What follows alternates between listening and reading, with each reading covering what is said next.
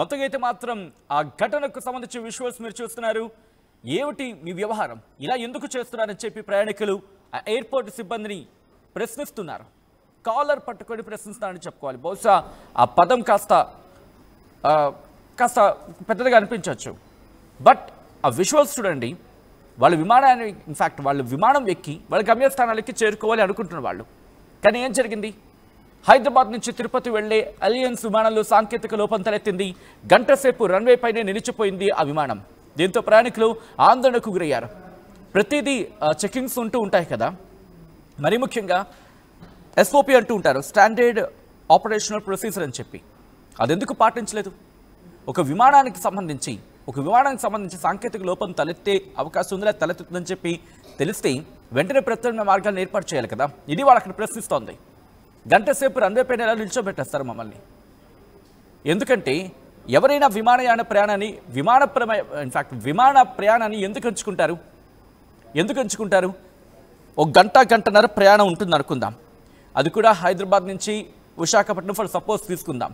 ఎక్కడి నుంచి అంటే ఎక్కడో ఉండే ఒక లొకేషన్ నుంచి ఇటు ఎయిర్పోర్ట్కి చేరుకోవడానికి దాదాపుగా కొన్ని సందర్భాల్లో గంటన్నర 2 గంటలు అనుకుందాం, ఒకవేళ ట్రాఫిక్ ఉంటే.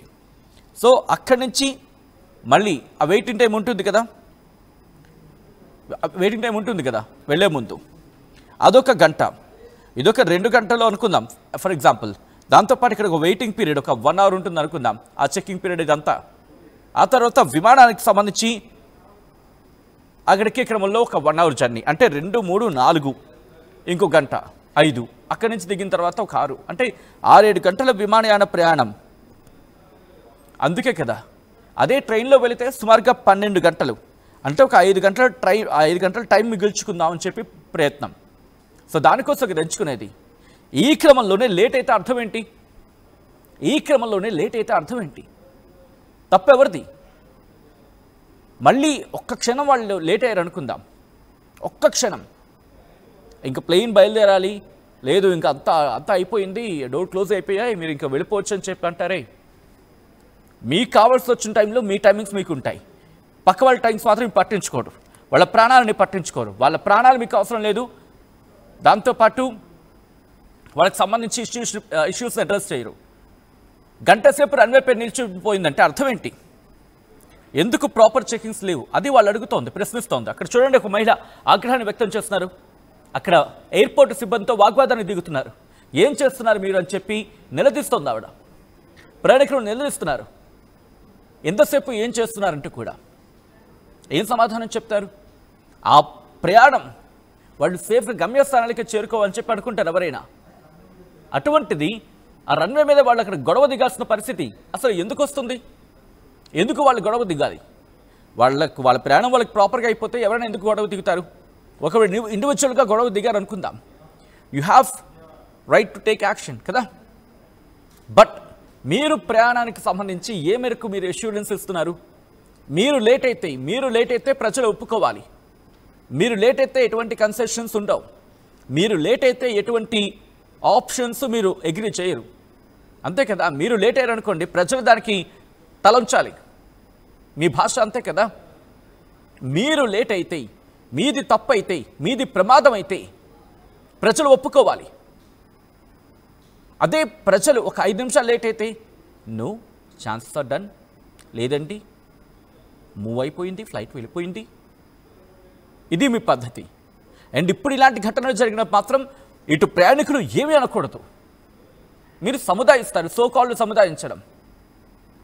మర్యాద అనేది ఇచ్చిపుచ్చుకుంటే బాగుంటుంది ప్రతిసారి కూడా. అండ్ రోజు రోజుకి విమాన ప్రయాణం అంటే భయపడిపోయేలా మారుతున్నాయి పరిస్థితులు. గుజరాత్ ప్రమాదం తర్వాత విమానం ఆ బాబోయ్ అంటున్నారంటే అర్థం చేసుకోండి, ఇది నా ఒక్కడి మైండ్ సెట్ కాదు. ఒకసారి ఆ గుజరాత్ యాక్సిడెంట్ జరిగిన తర్వాత నుంచి, గుజరాత్ ప్రమాదం జరిగిన తర్వాత నుంచి ఇప్పటి వరకు జరిగిన ఆ డ్యూరేషన్ ఆఫ్ టైంలో సోషల్ మీడియాలో చెక్ చేయండి. ప్రజలు ఏ స్థాయిలో భయపడిపోతున్నారో మీకు అర్థమవుతుంది. అండ్ విమానయాన సిబ్బందికి సంబంధించి కూడా బహుశా ఆలోచించుకోవాల్సిన సందర్భం. ఎందుకంటే ఒక ప్లేన్ బయలుదేరే ముందు అదే వస్తుంది అదే వెళ్తుంది అంటారు మళ్ళీని. వెళ్ళే క్రమంలో కాస్త డ్యూరేషన్ తీసుకోండి, ఒక 1 hour ఎక్స్ట్రా తీసుకోండి, ఉంటుంది కదా, మీరు అన్నీ చెక్ చేసుకుంటారు, దాని క్లీనింగ్ జరిగి చెక్ చేసిన తర్వాతే కదా, కాస్త ఇంకొక డ్యూరేషన్ ఆఫ్ టైం కొంచెం ఎక్స్ట్రా తీసుకొని ప్రయాణికులు ఆ టైంలో ఎయిర్పోర్ట్లో ఉంటారు, వాళ్ళకి కావాల్సిన టైం వాళ్ళకి కావాల్సినది వాళ్ళు అక్కడ చూసుకుంటారు. ప్రాపర్ చెకింగ్ జరిగిన తర్వాత, ఎందుకంటే ఎవరైనా ఎందుకు ఎయిర్పోర్ట్ విమానయాన ప్రయాణాన్ని ఎంచుకుంటారు, ఫ్లైట్ జర్నీ ఎందుకు ఎంచుకుంటారు? త్వరగా వెళ్ళాలని, సేఫ్ జర్నీ గురించి. ఆ సేఫ్ జర్నీ అనే మాట ప్రస్తుతం గగనం అయిపోతుంది, గగనంలోనే ఉంది, భయపడిపోతున్న పరిస్థితి ఉంది. అండ్ ఈరోజు జరిగిన ఘటన ఇంకోసారి క్వశ్చన్ రైజ్ చేస్తోంది. ప్రయాణికులు ప్రశ్నిస్తున్నారు, అర్థం చేసుకోండి. ఆ ల్యాప్సెస్ని ప్రశ్నిస్తున్నారు. బహుశా సమాధానం చెప్పాల్సిన బాధ్యత ఇప్పుడు నిండుగా కనిపిస్తోంది. తర్వాత ఏం జరగబోతుందో ఏదో వేచి చేసి చూద్దాం. వరుస విమాన ప్రమాదాలకు కారణం ఏంటి, మీరేమనుకుంటున్నారని కమెంట్ చేసే ప్రయత్నం చేయండి. సాంకేతిక లోపమా, లేకపోతే సిబ్బంది నిర్లక్ష్యమా? 2 క్వశ్చన్స్ మీ ముందు వచ్చే ప్రయత్నం చేస్తుంది ఆర్టీవీ. సాంకేతిక లోపమా, లేకపోతే సిబ్బంది నిర్లక్ష్యమా? దీనికి సంబంధించి మాట్లాడే ప్రయత్నం చేయండి. మరి ముఖ్యంగా సాంకేతిక లోపం కావచ్చు, సిబ్బంది నిర్లక్ష్యం కావచ్చు, what ever it may be, there is a norm called SOP. What should we call? Standard Operational Procedure. ఒక పద్ధతి ప్రకారం ఏదైనా జరగాలంటే ప్రతి దానికి కొన్ని నియమాలు, కొన్ని నిబంధనలు ఉంటాయి. ఆ నియమ నిబంధనలకు అనుగుణంగా నడుచుకోవాల్సి ఉంటుంది. నిజంగా ఆ సేఫ్టీ చెక్స్ అవుతున్నాయా? Question mark. అవుతూ ఉండొచ్చు కాక కొట్టిపారేయలం. బట్ వాటికి సంబంధించి ఏమంటారు, ఆ నిబద్ధత ఏ స్థాయిలో ఉంది అనేది ప్రస్తుతం ప్రశ్నార్థకం. సో చూద్దాం దీనికి సంబంధించి ఎటువంటి డెవలప్మెంట్ జరుగుతాయని చెప్పి. ఆల్రెడీ కొన్ని రియాక్షన్స్ స్టార్ట్ అయ్యాయి. మొన్న నాకు 6 గంటలు లేట్ అయింది దుబాయ్లో,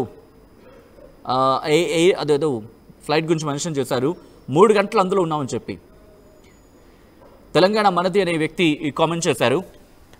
రైట్, అందరూ క్వశ్చన్ చేసే ప్రయత్నం చేయండి. మనం ప్రశ్నించడం మొదలుపెట్టిన తర్వాత మాత్రమే, మనం ప్రశ్నిస్తేనే సమాధానాలు దొరుకుతాయి.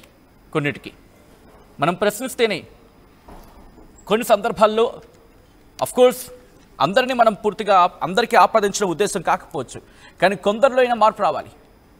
ఎందుకంటే ఈరోజు ఇంత సుదూరమైన ప్రయత్నాలు చేస్తున్నామంటే అధికారులు కావచ్చు, సిబ్బంది కావచ్చు, చాలామంది వాళ్ళ కష్టానికి మించి పనిచేస్తూ ఉండొచ్చు గాక, కానీ కొంతమంది మాత్రం తమ పనిలో ఎక్కడో నిర్లక్ష్యం వహిస్తున్నారు, కొట్టుపారేయలేని అంశం. కొంతమంది మాత్రం ఎవరో తమ పనిలో నిర్లక్ష్యంగా ఉంటున్నారు, లేకపోతే కాస్త నెగ్లిజెన్స్ వహిస్తున్నారు అనడంలో ఎటువంటి అతిశయోక్తి లేదు. ఒకవేళ ఆ 2 పదాలు కనుక లేకపోయి ఉంటే ఈరోజు ఇటువంటి ఇష్యూస్ వచ్చి ఉండేవి కాదు.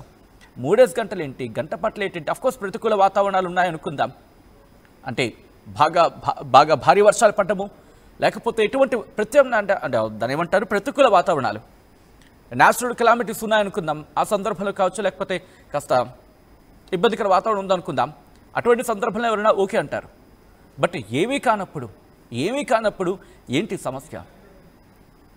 దీని గురించి చర్చించాల్సిన అవసరం కనిపిస్తోంది. మీకేమనిపిస్తుంది? ఇప్పటికే కొంతమంది వాళ్ళ ఎక్స్పీరియన్స్ని షేర్ చేస్తున్నారు కామెంట్స్ రూపంలో. మీరు కూడా మీ ఎక్స్పీరియన్స్ని కామెంట్ రూపంలో షేర్ చేసే ప్రయత్నం చేయండి. మొత్తంగా అయితే మాత్రం హైదరాబాద్ తిరుపతి విమానానికి సంబంధించి అనదర్ బిగ్ బ్రేకింగ్ న్యూస్ చూస్తున్నారు. వణుకు పుట్టిస్తున్నాయి వరుస విమాన ప్రమాదాలు. హైదరాబాద్ నుంచి తిరుపతి వెళ్లి ఎలియన్స్ విమానంలో సాంకేతిక లోపం తలెత్తింది. దీంతో గంటసేపు రన్వేపైనే నిలిచిపోయింది ఆ విమానం. దీంతో ప్రయాణికులు ఆందోళనకు గురయ్యారు. ఎయిర్పోర్ట్ సిబ్బందితో ప్రయాణికులు వాగ్వాదానికి దిగారు. వాళ్ళని నిలదీస్తున్న సందర్భం ఆ విజువల్స్ మీరు చూడొచ్చు. వారం కిందట కూడా ఇదే అలయన్స్కు చెందిన తిరుపతి విమానంలో సేమ్ సీన్ రిపీట్ అయింది. టేకాఫ్ అయిన కాసేపటికే ప్రాబ్లం. దీంతో ఎమర్జెన్సీ ల్యాండింగ్ చేశారు. ఇప్పుడు అనదర్ ఇష్యూ. దీంతో ప్రయాణికులు అక్కడ ఎయిర్పోర్ట్ సిబ్బందితో వాగ్వాదానికి దిగిన విజువల్స్ మీరు చూస్తున్నారు వాటి స్క్రీన్ మీద. Somewhere this is or disturbing content, video discussion is advised. ఈ కథం మీరు కాస్త కలవరపరచచ్చు. దీనికి సంబంధించి తగిన జాగ్రత్తలు తీసుకోవాలని ఆర్టీవీ సూచించడం జరుగుతోంది. ఈ స్టోరీ గురించి ఇంకాస్త మాట్లాడుకునే ప్రయత్నం చేద్దాం. ఒకసారి ఆ ఘటన అంటే ఎయిర్పోర్ట్ సిబ్బందితో అక్కడ ప్రయాణికులు వాగ్వాదానికి దిగారు. ఆ విజువల్స్ని చూద్దాం.